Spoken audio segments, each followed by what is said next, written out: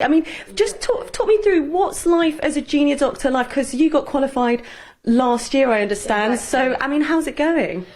I think it's been a bit of a blur. No, so breaking it up, last year I qualified during the pandemic, and it's actually just gone so fast, but there have been so many steep learning curves, and obviously learning how to be a doctor, you're never really prepared in medical school, you just do it on the job, and there have been some really hairy situations I've been, but overall I'd say the main issue I'm passionate about when talking about life as a junior doctor is the challenges when trying to look after yourself and keep up your own well-being in order to, you know, perform well at work, because at the end of the day, maybe not a lot of people think about it in the sense of performing like we think of West End actors on the stage, but a lot of the time as a doctor you are performing, you are having to always be on your, you know, best regard when you're communicating with patients, and when you're, you know, using logic to find diagnoses and find the right management, you have to be on form.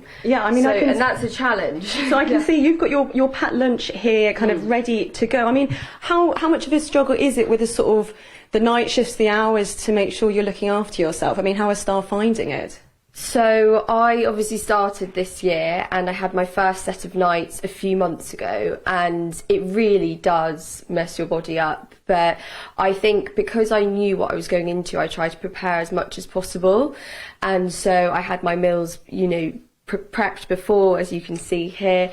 But a lot of my friends and senior colleagues who I've spoken to have said that nights and shift work in general, which we know actually from the evidence, it can actually reduce your life expectancy, because you're changing your entire circadian rhythm when you go to sleep, when you eat, and all these things can have a huge impact on both your mental and physical health, especially if it's done over a long period of time. And a lot of my friends said that, you know what, it is an absolute nightmare that, you know, at 2 in the morning, when it kind of is your lunchtime, if you can understand how the swaps work, just 12 hours ahead, there's nothing really to eat. So if they have been so exhausted from the night before and haven't brought something in with them from home, there really isn't anything to eat but going to a vending machine out of hours that, I can't lie to you, is full of really nutritionally poor items that wouldn't really be able to sustain anyone doing a 12-hour shift in a stressful environment, and almost adds to the stress, because then you get that blood sugar, you know, dysregulation from having refined carbohydrates in that, you know, essentially ultra processed food in those fridges.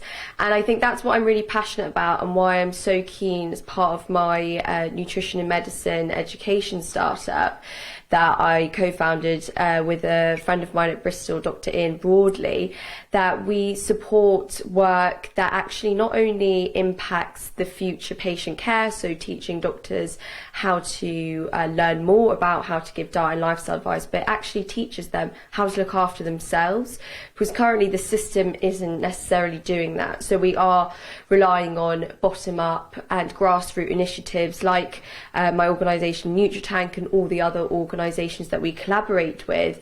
And we actually sit on the clinical committee of the NHS Hospital Foods Board. So we try and make as many productive suggestions as much as possible. Well, listen, good luck with all your work. I hope you have a great shift today. That looks like a very tasty lunch. Thank you very much for letting me into your home very bright and early. I mean, really interesting to hear from the perspective of a junior doctor, which I think many people will be surprised to hear about some of the challenges that many of them face when trying to have a healthy eating as they go about very important work for many of us in the community.